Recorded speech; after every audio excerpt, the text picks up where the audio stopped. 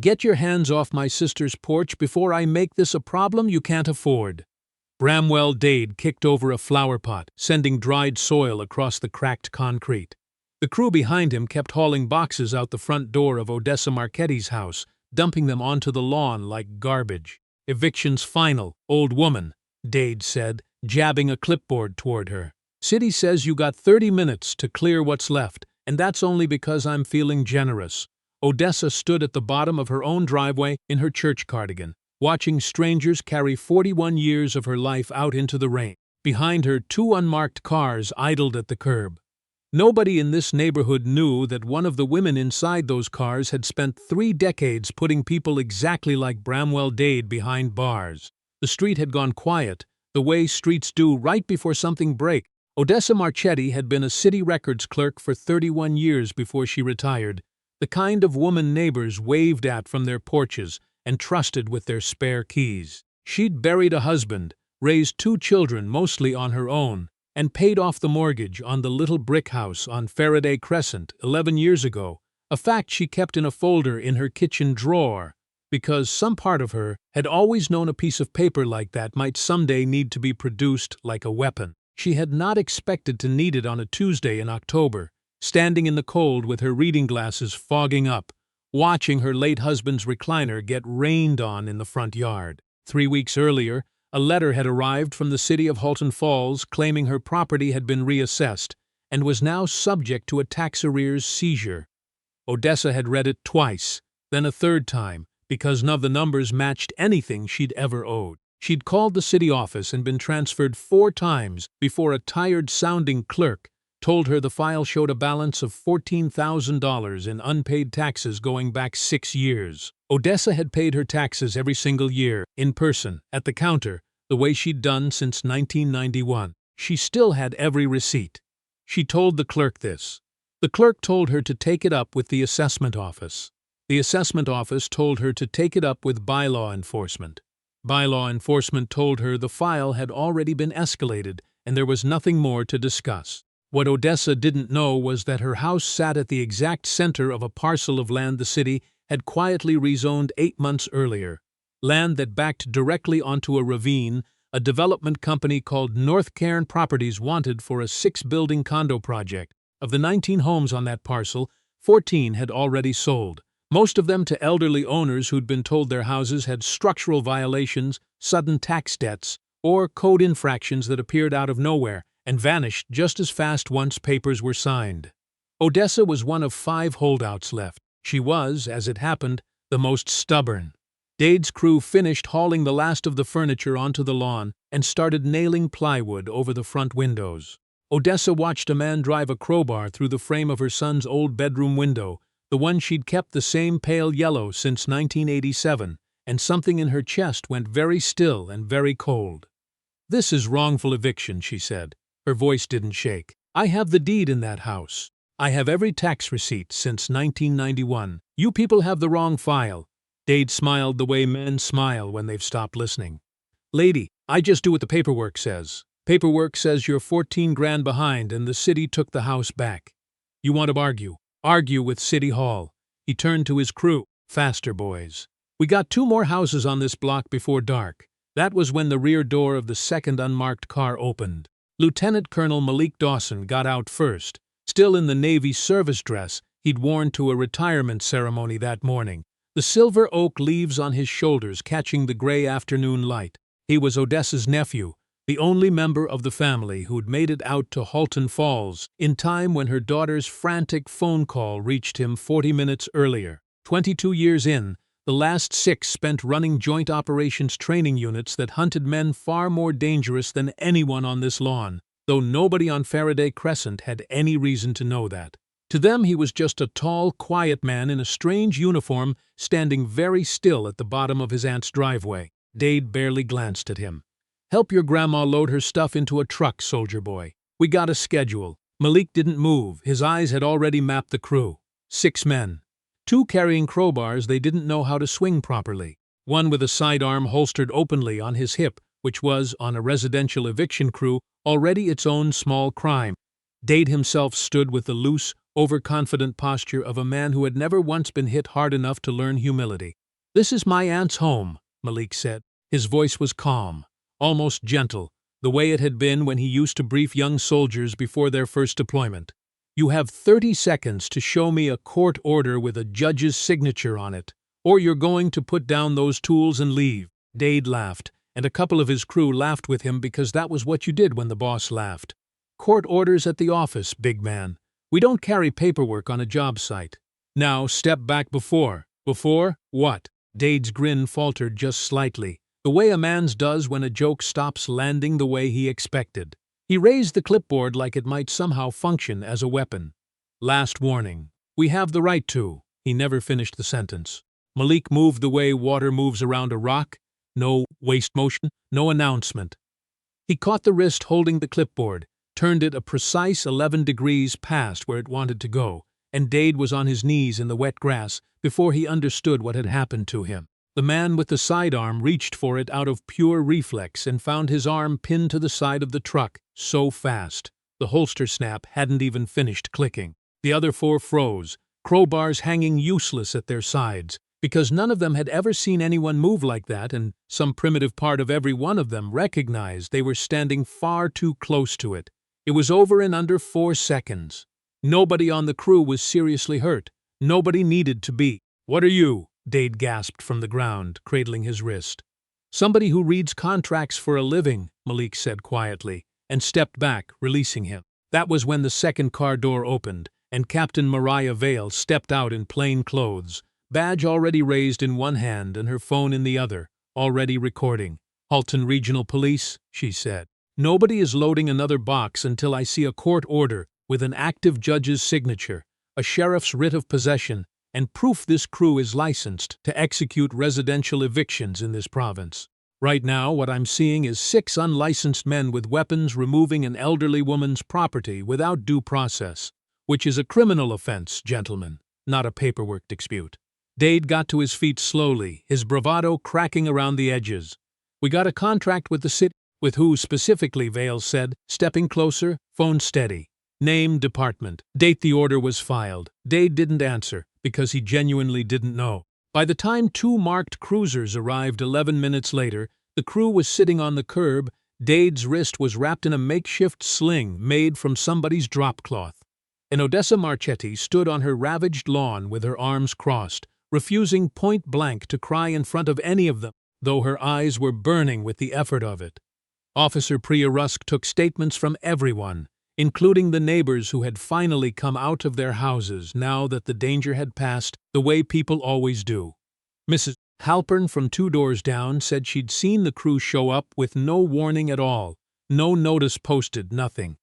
Mr. Okonkwo across the street said the same crew had done this to the Pelletiers 3 houses down 2 months back, and the Pelletiers had moved to Brampton to live with their son rather than fight it. "This isn't the first time, is it?" Rusk said, more to herself than anyone. Vale was already pulling up property records on her phone, scrolling through recent transfers on Faraday Crescent with the particular stillness of a cop who has just noticed a pattern she does not like. "Captain," she murmured to herself, 14 houses sold on this street in 8 months. Same buyer-numbered company on 12 of them. Malik knelt beside his aunt on the front steps, careful of her hands, which had started to tremble now that the adrenaline had nowhere left to go. "I'm sorry I wasn't here sooner," he said. "You're here now," Odessa said. She looked at her ruined yard, at the recliner soaking in the rain, at the boarded window of the room that used to belong to a boy who was now 40 years old with children of his own. 41 years in this house, Malik. I raised your cousins in that kitchen. I am not letting some company with a fake name take it from me on a Tuesday because somebody decided old black women don't fight back." Malik looked at her for a long moment, something hard and quiet settling behind his eyes. The same look he used to get the night before an operation when the plan had just changed, and he was already 3 steps ahead of everyone else in the room. "Then we're going to need everything you have," he said. "Every receipt, every letter, every name anyone ever gave you on the phone." "I kept all of it," Odessa said. 41 years. I don't throw away paper that might matter." "Good," Malik said, "because by the time we're done, neither will they." It took until almost midnight, before Vale's preliminary digging, produced the first thread worth pulling. She sat at Odessa's kitchen table, one of the few rooms the crew hadn't gotten to before Malik stopped them, with her laptop open beside a box of Odessa's tax receipts going back to 1994, each one organized by year in a hand that hadn't changed in 3 decades. The numbered company buying up Faraday Crescent was registered as Glenmark Acquisitions Limited, incorporated 14 months earlier, with a registered office that turned out, on closer inspection, to be a UPS store mailbox downtown. But Vale had spent 11 years in fraud and proceeds of crime investigations before making captain, and she knew that men who hid behind shell companies almost never hid their lawyers as carefully as their money. The legal correspondence on 3 of the property files all came from the same firm, Corrigan and Strait, and the lead name on the retainer agreements was a man named Desmond Corrigan, who, it turned out, also happened to sit on the planning committee of Halton Falls City Council as a part-time consultant, a position that gave him direct access to zoning applications, assessment files, and condemnation paperwork months before the public ever saw them. "He's writing the rules and selling the answers," Vale said, more to the dark kitchen window than to anyone listening. Odessa, sitting across from her with a cup of tea long gone cold, set down the receipt she'd been holding. "I know that name," she said slowly. "Desmond Corrigan. He came to my door 8 months ago, said he was doing community outreach about the Ravine project, asked a lot of questions about whether I had family nearby, whether I'd thought about downsizing at my age. I told him I was 68 years old, not senile, and I'd live in this house until they carried me out of it."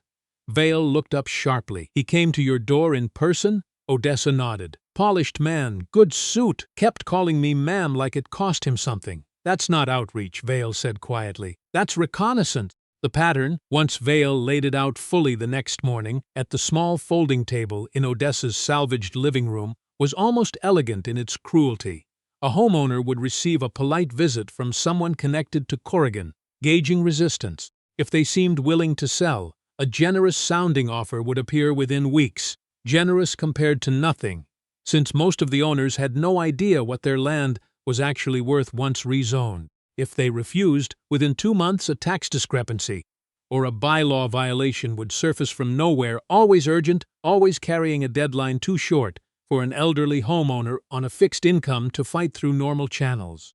Then came eviction crews like Dade's, operating under verbal authorization and forged paperwork that looked official enough to fool a frightened 80-year-old standing on her own porch. 5 families left, Vale said, tapping the map she'd printed and taped to Odessa's wall, the same way investigators had once taped maps to walls in cases Malik used to brief from a different continent.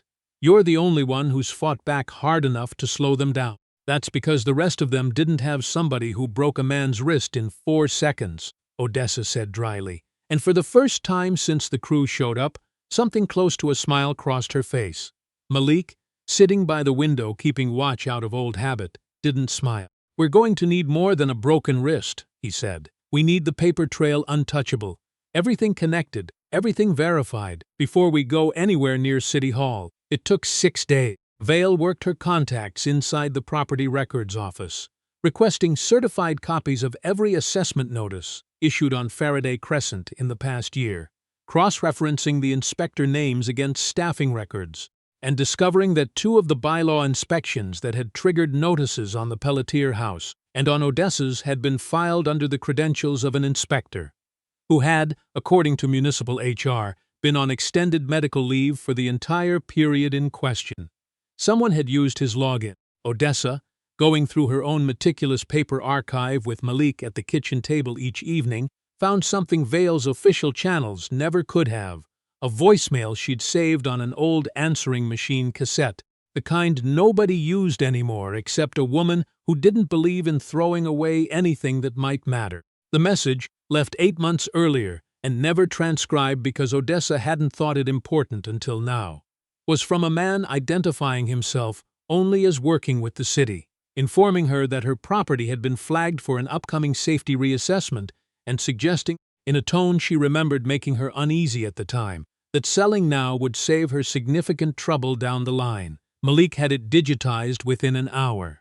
A forensic audio technician Vale brought in confirmed what Odessa already suspected from memory. The voice belonged to Desmond Corrigan. "That's not outreach either," Malik said, listening to it a second time, his jaw tight. "That's a threat wearing a tie." The newspaper got involved on the 8th day after a young reporter named Greer Abimbola at the Halton Falls Sentinel, tipped off by Officer Rusk, who'd quietly grown disgusted with the whole affair, started making calls. By then, Vale had assembled financial records showing payments from Glenmark Acquisitions to an account controlled by Corrigan and Strait that coincided, almost to the day, with every forced sale on Faraday Crescent. The story ran with the headline that would end up being quoted on every local news segment for the next month. City Insider used forged records to steal homes from seniors. The backlash from City Hall came almost instantly, and it came aimed squarely at Odessa. Within 48 hours of the article publishing, a city spokesperson issued a statement describing the eviction as a regrettable miscommunication, while simultaneously suggesting that the homeowner in question had a documented history of unpaid municipal fees and non-compliant property maintenance, neither of which was remotely true. But the statement landed before Odessa's side of the story did, and for one ugly afternoon, half the comments under the local news segment were strangers calling a 68-year-old retired records clerk a deadbeat. Odessa sat in her living room watching the broadcast, her hands folded tightly in her lap. 41 years I never missed a payment, she said quietly. Now they're telling the whole province I'm a liar on my own front lawn. They're scared, Vale said. People only lie this fast and this clumsily when they're scared.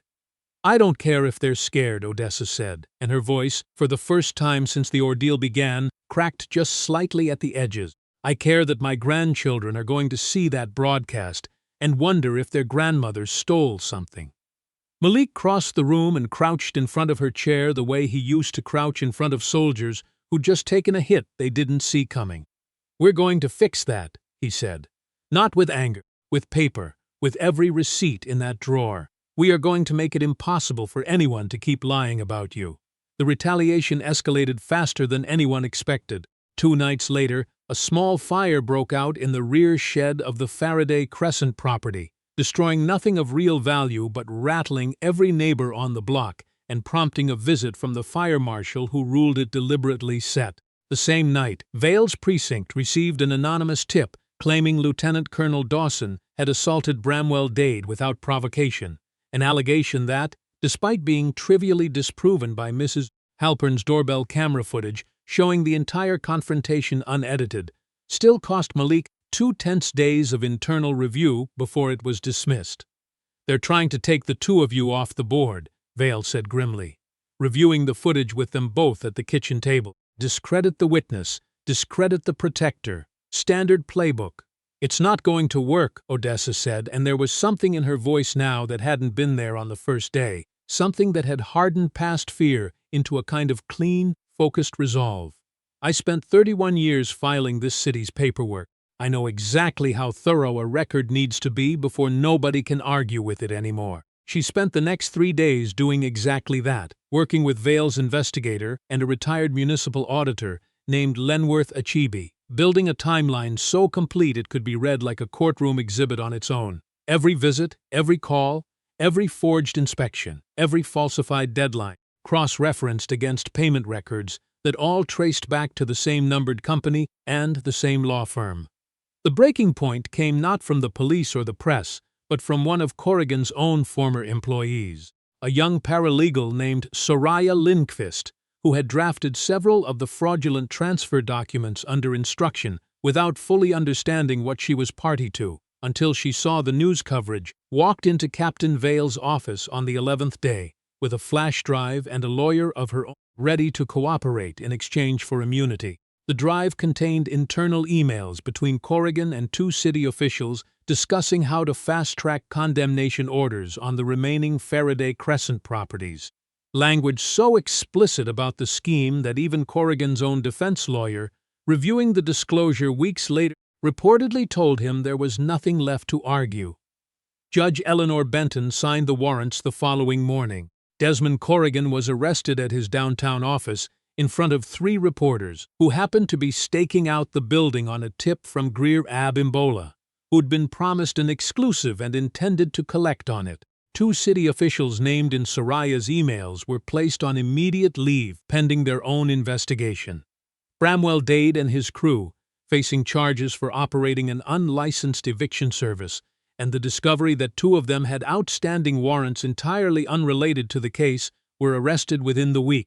Glenmark Acquisition's assets were frozen by court order before a single condo could break ground on the Ravine parcel.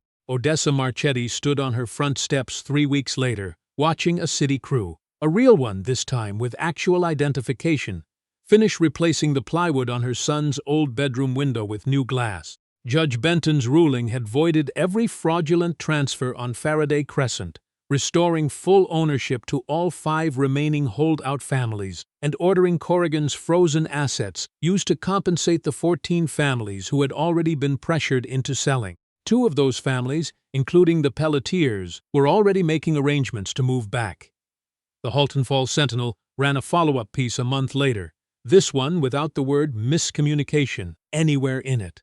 Captain Mariah Vale was commended for the investigation and asked to lead a newly formed unit looking into elder property fraud across the region, a unit she insisted on naming over the objections of several people in city communications, the Marchetti Initiative. Officer Rusk was reassigned to it as well. Having earned it the night, she refused to let the original false statement against Malik quietly disappear without a paper trail of her own. Lieutenant Colonel Malik Dawson extended his retirement leave by 3 more weeks before heading back to base, spending most of those weeks doing nothing more dramatic than fixing the fence his aunt had been meaning to replace for 2 years and teaching her teenage great-niece, who'd come to visit one weekend. Exactly 4 words that turned out to matter more than any of them expected. Never sign anything alone. A young man from down the block who used to walk past the boarded-up house every day on his way to the bus stop and had watched the whole saga unfold from his porch with the particular fascination of someone who'd assumed people like Odessa simply couldn't win against people like Corrigan, stopped her one afternoon while she was out watering the flower pot Day had kicked over weeks earlier, now righted and blooming again. "Mrs. Marchetti," he said, "were you scared?" When they came for the house, Odessa considered the question the way she considered everything now, carefully, with the patience of a woman who had learned exactly how much weight a single piece of paper could carry when it was true. "I was scared the whole time," she said. "But scared isn't the same as wrong, and I had 31 years of paperwork and a nephew who reads contracts for a living." She smiled, watering can still in hand, sunlight catching the new glass in the window behind her. Some people just don't understand who they're dealing with until it's far too late to matter.